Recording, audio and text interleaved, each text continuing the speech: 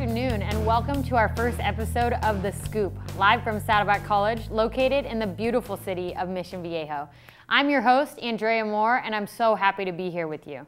On today's show, we will touch on some local news, meet with a Saddleback counselor, listen to an awesome musical performance, and hear from a couple of Saddleback filmmakers and learn about a local soccer organization helping players with special needs.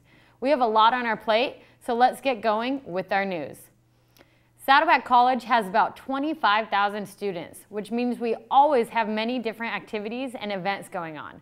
Right now, they are doing construction to bring students a whole new building, hosting a giant-sized games in the quad, and even have blood drives to help others.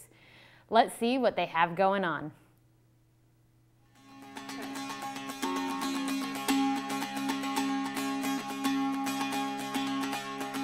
This week at Saddleback, we stopped by the Student Services Center to sit down with the Associated Student Government Events Committee while they discussed their weekly meeting topics. On this week's list of topics were the Random Acts of Kindness Week, the upcoming event Quit the Click, and the Charity Fair. Dates will be announced soon. Last on their agenda was the Red Cross Blood Drive, which will be held on the 25th and 26th of this month in SSC 212, that big room next to the cafeteria. They'll be there all day, so to schedule your appointment, contact the ASG office or sign up online at redcrossblood.org. And remember, one donation could save up to 3 lives. Next, we wandered down to the quad, where the ASG Events Committee sets out giant versions of games for students to enjoy between classes. The game pieces can be borrowed by anyone with an ASB stamp. So purchase one today at the Student Services Center or at the Saddleback website. Games available include Giant Chess, Giant Connect 4, regular-sized table tennis,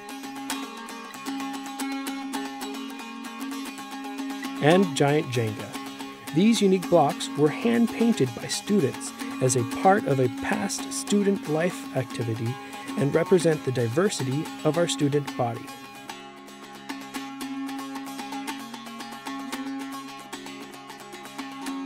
As the new semester started, many students noticed once again the impacted parking due to the ongoing activity in the former SSC parking lot, which is being transformed into a new sciences building. Construction began in November 2013, and the building, once completed, will achieve LEED Gold certification, meaning it's going to be the most environmentally friendly structure on Saddleback campus. The construction is expected to end this year, so once the dust settles, we can all look forward to a new beautiful place of learning. That's about it for the news this week. Next time you're on campus, be sure to check out the games, giant or otherwise, and save a life, or 3, by donating blood. For more information about upcoming events, visit Saddleback's website at www.saddleback.edu. And tune in next time for your weekly scoop. What great information. I hope that was helpful. Now let's move right along. Here at The Scoop, we have the opportunity to sit down with Sharon Newsenbaum, one of the full-time general counselors at Saddleback College. She has a lot of knowledge and information that can be very helpful to any student. Jason Sermeno has the exclusive coverage. Over to you, Jason. Thank you, Andrea. Today, I'll be interviewing Sharon Newsenbaum, a counselor here at Saddleback College. Hi, Sharon. Good morning. How are you? Good, thank you. Wonderful. So, in general, what does the Counseling Center offer students? Well, we have 3 types of counseling. We have academic counseling, career counseling, and personal counseling. Academic counseling would involve what do you want to major in? What types of classes do you need to graduate? If you decide you want to transfer, what does that incorporate? What types of classes? We put that together in an entire plan called a map. Career counseling would involve what type of job are you seeking? Are you here to make a career change? As an example, in 2008, the market crashed, people lost their homes, they lost their jobs in the mortgage industry. They came to Saddleback College seeking advice and help. We're a community college and we serve the college, so we do career counseling as well. And then personal counseling, sometimes there's barriers to getting a good education. They may interfere with completing classes, and that might deal with a situation of needing childcare or financial aid. So it's safe to say that students benefit from these programs and services, correct? They benefit from having a relationship with a counselor that can be there to help them, guide them through the process of their educational experience. And what would you say is the most common mistakes that students make in their academic career? Well, I love that question because this is a wonderful question. It's a good thing for me to answer. First of all, let's start from the very beginning. When students apply to the college, at the same time they're applying, they should consider applying for financial aid. There's deadlines to apply for financial aid, usually apply almost a whole year ahead of time. And right now there's a deadline on March 2nd to apply for financial aid for next school year, as well as a deadline of March 9th to apply for scholarship money from Saddleback College.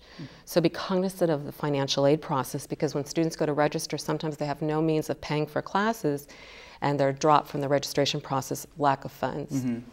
The other thing can happen too is that students anticipate that they can get through the classes, but they register for more classes than they can possibly fit in their schedule. They have other obligations, they work, they take care of family members and so on.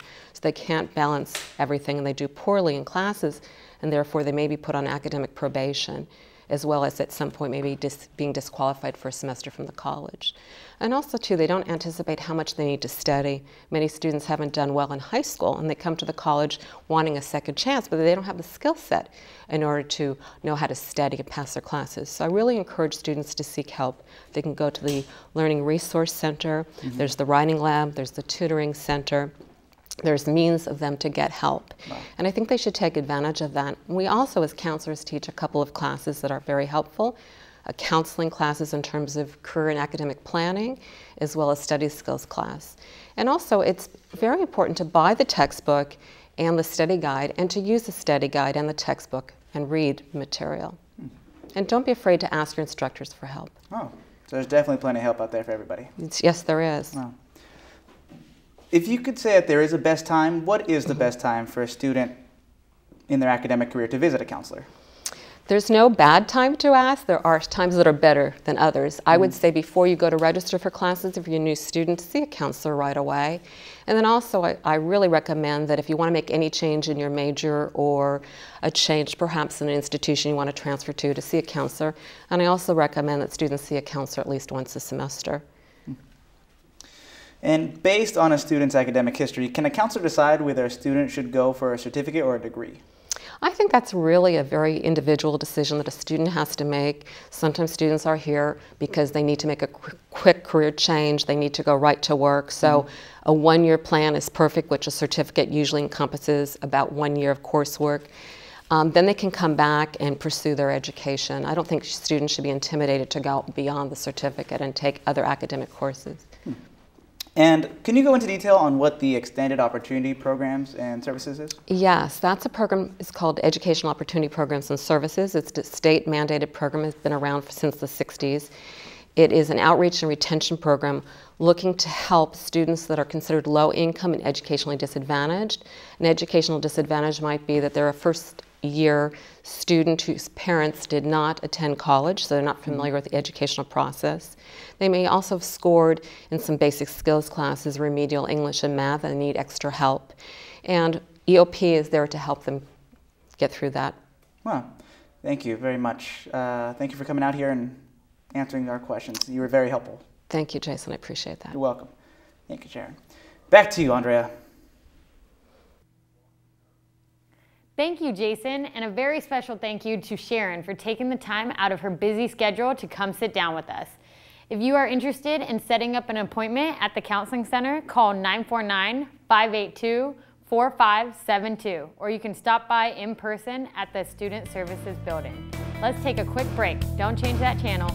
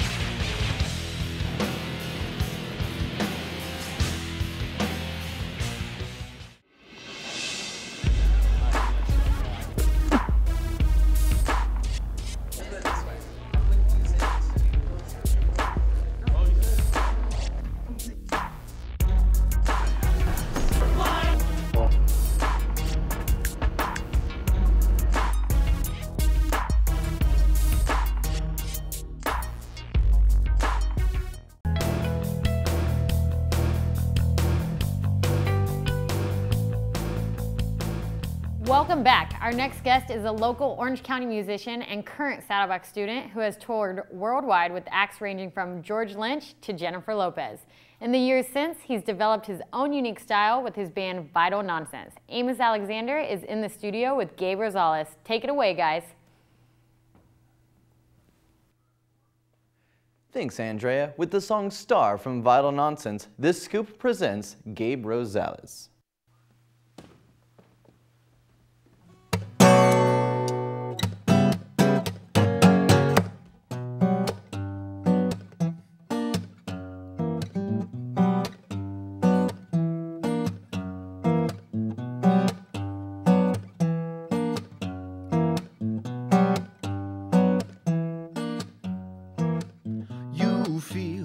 Your secret will be out once all the world knows who you are.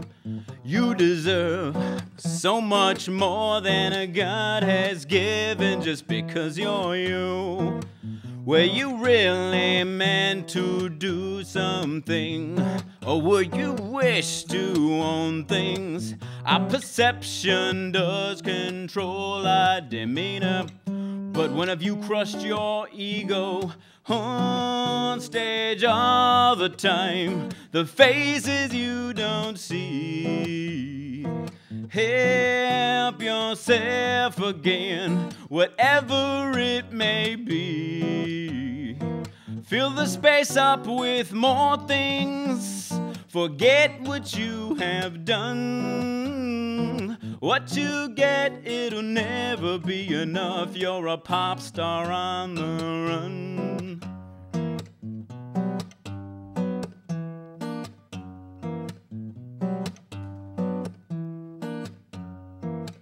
You need applause when you wake up and shave your face in the morning.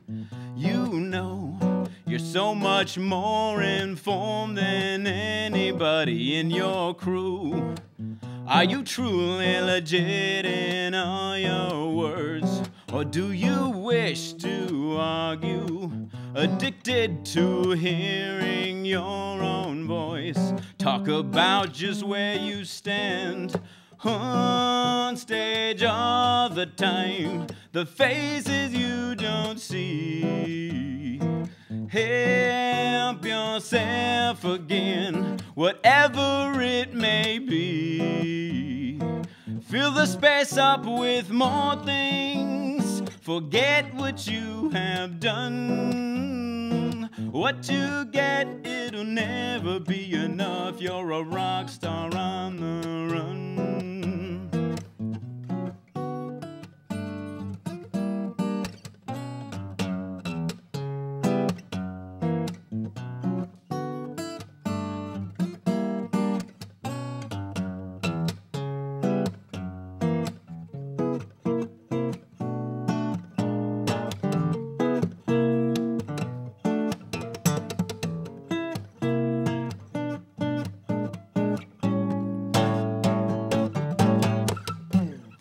On stage all the time, the faces you don't see. Help yourself again, whatever it may be. Fill the space up with more things. Forget what you have done. What you get, it'll never be enough. You're a hip-hop star on the run.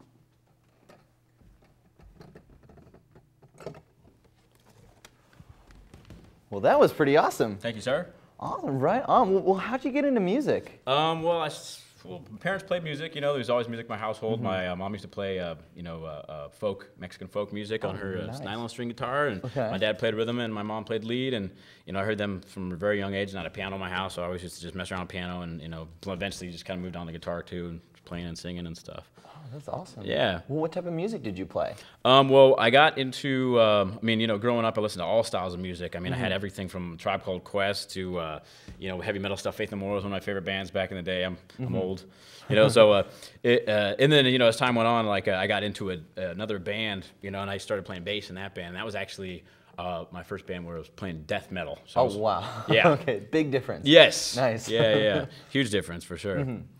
Right on. Well, awesome. Well, what are your biggest influences as far as music goes? Well, since I grew up like playing all styles of music, really, it's kind of like, you know, I went from Red Hot Chili Peppers to funk and like jazz fusion stuff, the blues, you know, Stevie Ray Vaughan, that kind of stuff, and then obviously the death metal, you know, Cannibal Corpse, Deicide, you know, and those, and then Meshuggah, of course. Those guys are, you know, brilliant. And then as I got into, you know, I always liked hip hop and lyricism and stuff like that. So I got into, you know, writing my own lyrics a lot, and then the whole hip hop culture as well. That came a little bit later when I really started studying it. You know what I mean? Nice. And like revolutionary music and hardcore music and punk and stuff too. So yeah, it's a huge array of stuff. Anywhere from the Police to Cannibal Corpse to Weather Report to De La Soul. You know what I mean? So big mix. Awesome. Well, what's your creative process like? Well, a lot of times, you know, it's really based off of emotion, to be honest. Like, you know, I'll if I'm feeling a certain way, I'll end up grabbing an instrument, especially if it really depends. Like if I'm really like down or whatever I'm feeling, something that's really strong emotional, I'll grab an instrument and start playing something. And sometimes I don't even know what I'm playing, and it'll kind of just come out, and then I'll listen to it. And if I like it, then I might turn it into a song, and then build off of that. And usually, it's, you know, sometimes it's weird. I end up coming up with really catchy stuff when I'm like really, you know, in a dark place, or I'm really feeling something strong, because it just gets repetitive, and then I'll, you know, just record it on like on my phone or something, and I'll put it into like Logic, and I'll start recording and put drums to it, and kind of take, you know, it takes the shape after that, and I write lyrics, and then play, you know, whatever. And I got a piano and guitar and bass, and so I'll, you know, kind of piece the song together like that. That's awesome. Kind of like almost like a one-man band. Yeah. I mean, like on this, like on my first album in 2009, the Vital Nonsense album, I played guitar, bass, keys, and I sang on it. I rapped, I screamed and yelled. There's a death metal song on it.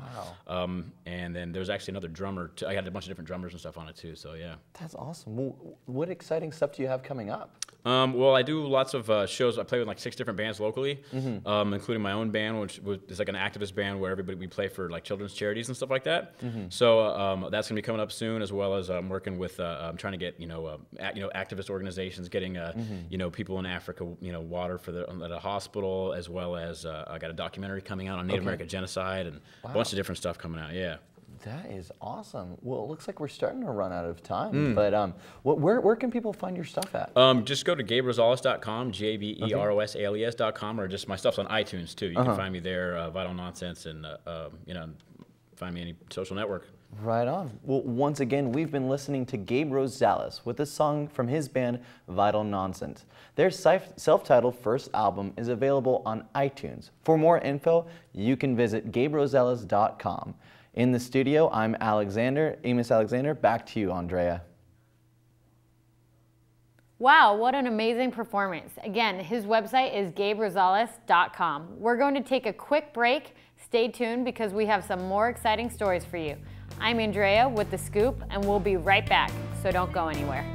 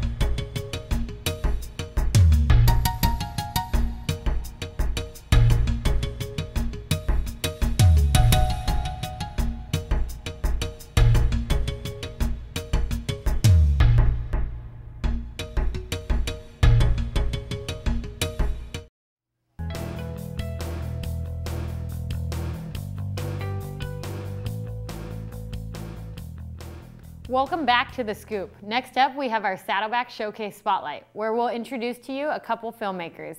Kevin Cannon and Danielle Duncan, who put together a wonderful documentary to highlight a woman with special needs. Let's see what they have to say about it. I hope you enjoy. Smile's about a girl who's named Lauren. She's 30 years old, and she has to overcome struggles in her life. She's a disabled athlete, and she just tries to become more independent as a person. Smile comes from the fact that Lauren, our main character, she always has a smile on her face. Lauren started at the age of 5 and has never stopped. She's now 28. In her mind, she has won every game she has ever played.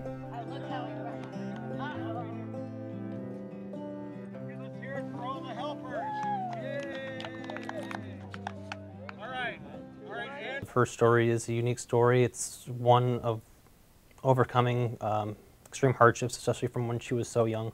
After having cancer from 2 days old, she spent the next 2 years in treatment, and she was able to overcome that. She's got some effects from it. She has to drag half of her body with her, so she walks with her cane. It stunted her growth.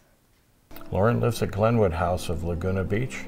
Just having her own place and having things the way she wants them. And the routine of being picked up every day by her job coach, going to work. She's always so excited about everything. She doesn't see it as something that affects her. She doesn't see herself as any differently, or she has a disability. She just wants to work and be happy and try to be independent. The hardest thing about making this documentary was just making sure we were at all the events, making sure we got enough of the right footage that we needed. Just trying to make sure everything was organized correctly, and basically we just wanted to make sure it was good for Lauren, for her and her family. My favorite part about making this documentary is we had to be on so many different shoots. We had to be at the fields all the time, and you got to build relationships with all of these kids that are the athletes on the team.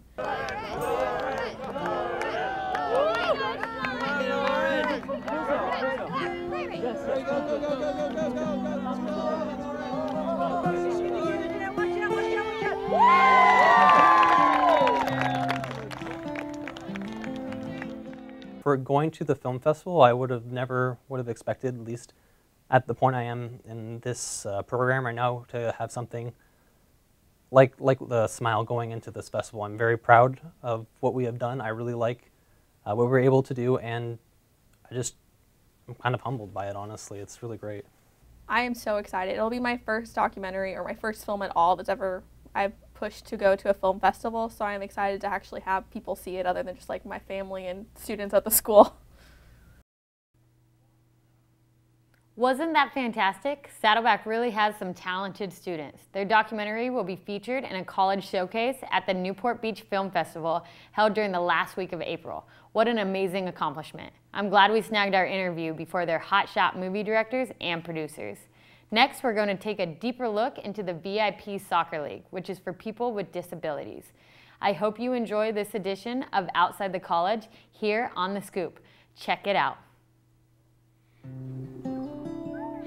The VIP League, an AYSO division, takes people with special needs and gives them the opportunity to play soccer. The division adapts to the unique needs of each player on every team. There is no age restriction in this division. There are kids as young as 14 and even players into their 30s. And there are no kids turned away because of their disability.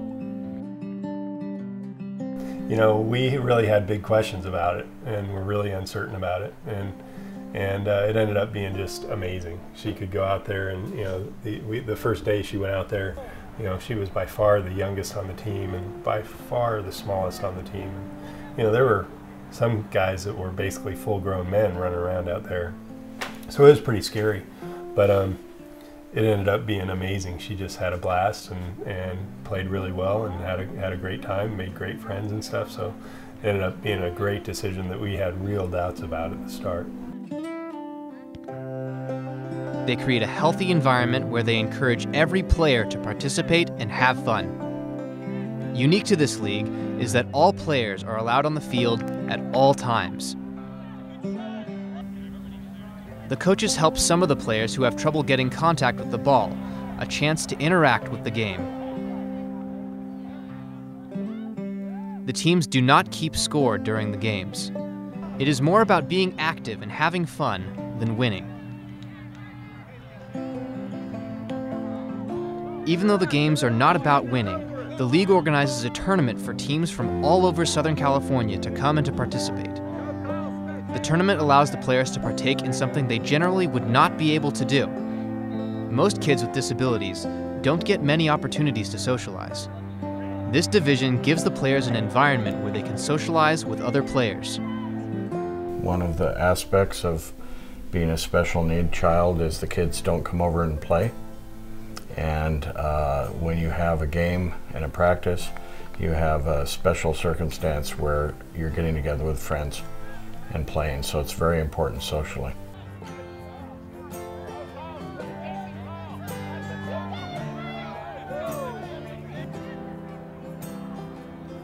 The players are being taught about working together and realizing that a goal can be accomplished by teamwork.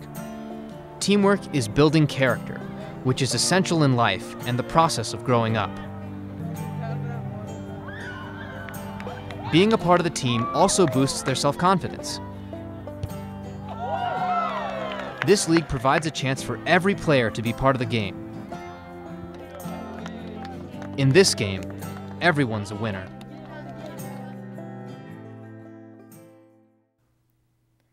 That is such an inspiring story. If you have any questions about volunteering or know someone who might want to join the league, check out their website at ayso.org/VIP. Well, that wraps up this episode of The Scoop. I want to give a very special thank you to Saddleback counselor Sharon Newsenbaum and musician Gabe Rosales for joining us in studio. Congratulations to Danielle and Kevin on their success with their documentary. And finally, thank you to the AYSO VIP division. I'm your host, Andrea Moore, and I'll see you next week for another episode of The Scoop. Thanks for tuning in and have a great day.